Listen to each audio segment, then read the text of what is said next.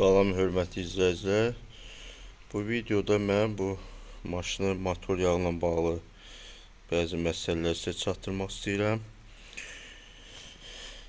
Deməli, hal-hazırda mən maşını hev rejimində hardasa 4500 kilometr sürmüşəm.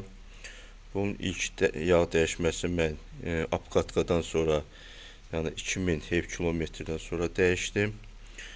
Və hal-hazırda 4500 kilometr sürmüşəm, yəni son dəyişmədən sonra 2500 kilometr sürmüşəm və bu müddət ərzində belə bir hal müşahidə eləmişəm ki, bu müəyyən maşında yağ azalma prosesi baş verib. Yəni sanki harca bir 200-300 qram belə yağda azalma var. Harca bu motor yağı ilə də mən təxminən bir 7 ayda sürmüşəm. Yəni əslində təlimata əsasən yazılıb ki, yağ dəyişmə 6 aydan bir və yaxud da belə deyək, şəhər rejimində 3000 hev kilometr, tras rejimində 5000 hev kilometr. Mən də yəni daim şəhər rejimində, yəni ağır rejimdə sürdüyümə görə mən 3000 hev kilometrdən bir yağı dəyişirəm. Yəni ilk apkatkadan sonra 2000 kilometr, növbəti yağ dəyişmə isə 3000 hev kilometrdə dəyişirəm. Və indi sizə bu şupu da göstərim. Hal-hazırda mən də şupu bir dəfə silib qoymuşam. Və bunu sizə göstərirəm. Belə deyək. Yəni ki, videoda görünəcək. Gördüyünüz kimi bu maksimumdan hardasa bir 200-300 təxminən qram yağ aşağıdır. Yəni bu minimum maksimum arasında da bildiyiniz kimi 1 litr yağ olur. Belə götürülür. İndi hal-hazırda gördüyünüz kimi müəyyən azalma var. Və yağın da rəngi biraz tündləşib. Gördüyünüz kimi biraz tam şəffaf deyil. Bunların yağı yəni təzə vaxtı tam şəffaf olur. Heç belə yəni şubda görünməyən vəziyyətdə olur. Hal-hazırda isə müəyyən tündləşmə var. İndi hal-hazırda bu telefonda bəlkə bunun tündlüyü çox bilinmir. Lakin belə yəni işıqsız, adi belə havada baxanda görürsən ki, müəyyən tündləşmə var. Şupu qoyum yerinə. Mən bununla bağlı müəyyən araşdırmalar aparmışam. Bunu da deyim ki, yəni zavod yağı üstündə gələn yağla mən 2000 hev kilometr sürdüm və bu müddət ərzində yağda nə 1 qram azalma olmadı, nə də ki rəngi dəyişmədi qətiyyən. Yəni necə varsa o cürdə dəyişdim. Lakin indi tökdüyüm yağda gördüyünüz kimi həm azalma var, həm müəyyən rəngin tündləşmə var. Bu azalma ilə bağlı internetdə araşdırma apardım və deyilənə görə yəni təzə maşınlarda bunun olması normaldır. Yəni müəyyən vaxt belə bir yəni motorda sanki elə bir baxmayaq ki, apkatı 2000 deyilib, lakin yəni bir müddətdə bir neçə min kilometrdə yəni bunda elə bir tam apkatka gedir və yağın azalması normaldır, ola bilər. Və bundan da başqa ümumiyyətlə hər bir maşında yəni normal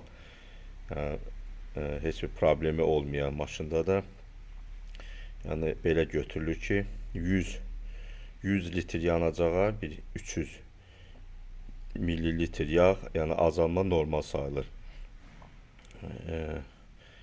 Və əsas amillərdən də biri odur ki, mən bu maşın daim şəhərdə, yəni ağır rejimdə, probkalarda sürürəm və bu da ola bilsin ki, bu yağın azalmağına təsir edir. Yəni o ilk dediyim kimi, ilk yəni zavod yağı olan yağla mən yay aylarında, yəni əsasən bu rayonlara zada sürmüşəm. Tras yolunda olub və maşın elə də nağruşkaya düşməyib. O da ola bilər.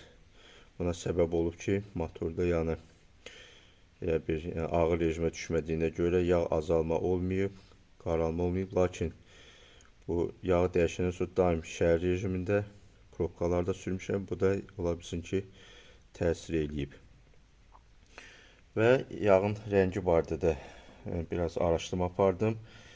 Yəni əslində deyiləndə görə əgər yağ yaxşı yağdırsa, onun qaralması normaldır. Bu onu göstərir ki, yəni bu yağın yumaq funksiyası da var. Yəni yağda belə bildiyiniz kimi tək yağlama yox, digər funksiyalar da var. Bunlar həm motoru təmizləmək, digəri soyutmaq, yəni antifrizdən qabaq motoru həm də yağ soyudur, yəni birbaşa silindrlərlə əlaqədə olur. Motorun isti hissələrlə əlaqədə olur. Yəni antifrizdən ilk öncə motoru yağ soyudur və bu ağır rejimdə də, yəni yağda müəyyən prosesdə gedə bilər.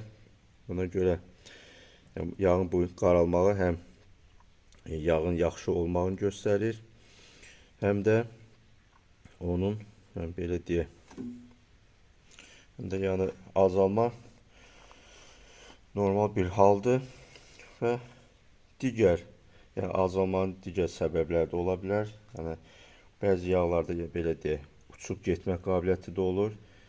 Yəni yağlar ola bilər, növünə asılı olaraq müəyyən yağlar tez uçub gedir. İndi mənim bu tökdüyüm yağ dəqiq bilmirəm. Bunun o uçma qabiliyyəti nə qədərdir. Və mən bunu bir dəfədə dəyişəndən sonra indi yenə növbəti 3000 hektar kilometrə bunu bir daha yoxlayacağam. İndi yəni həmin vaxtda müəyyən probek də artacaq. Artıq yəqin ki, maşın tam obqatkası sona çatar və yoxlayacağam. Əgər görsəm ki, burada həqiqətən də azalma olur, ola bilsin ki, yağı dəyişim, başqa yağda da bu prosesi yoxlayayım, görüm ya azalma var, yoxsa yox. Və bir məsələni də sizə göstərim, yəni son vaxtlarda maşında belə bir hala rast gəlmişim. Gördüyünüz kimi bu hissə, o gördüyünüz kimi prokladkalar. Burada maşının prokladkası olan yerdə biraz nəmlənmə var. Və bu nəmlənməyin səbəbi, yəni mənim fikrimcə ola bilər ki, ya burada prokladkalar keyfiyyətsizdir, ya da mən belə deyim, ilk yağ dəyişmədə yağ dəyişən usta buna normadan artıq yağ tökdü. Bildiyiniz kimi burada norma təlimatə əsasən 3 litrdir. Lakin usta yəni bilmədən buna 3,4 litr yağ tökmüşdü. Bildiyimə görə bəzi ustalar ümumiyyətlə bura 4 litr yarım yağlar tökürlər və sonra bunun fəsadları olur.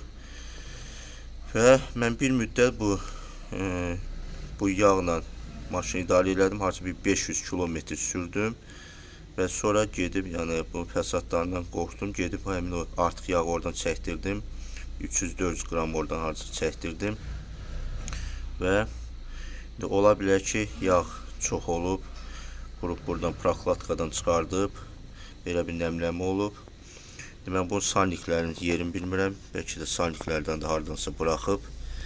Onu yəqin ki, bir usta ilə məsləhətləşib göstərəcəm. Və bu dəfə növbətdə və yağı dəyişəndə mən bu hissələri yuduzduracam hamısını və nəzarət edəcəm, görüm. Yenə də burada nəmlənmə var, yoxsa yoxdur. Və bununla bağlı yaxşı olar ki, indi kimdə ki bu avtomobillərdən var, bu barədə kommentarlarda öz fikirlərini bölüşsünlər. Yəni kimdə də belə azalma varsa və yaxud da o prokladka göstərdiyim yerdə nəmlənmə varsa, həm mənim üçün maraqlıdır, həm də yəqin ki, izləyicilərim üçün maraqlı olar. Xahiş edirəm, bu barədə məlumat verin. Və indi hal-hazırda mən buna biraz bir 200 qram yağ əlavə eləyəcəm. Bir 500 kilometrdə hələ ki növbəti yağ dəyişməyə qədər vaxt var. O müddətə qədər də yenə yağın azalıb-azalmamanı yoxlayacam. Və yəqin ki növbəti videolarda nəsə bir maraqlı məlumatım olsa, bununla bağlı sizlə bölüşəcəm. Bununla bağlı deyəcəm bu qədər. Sağ olun.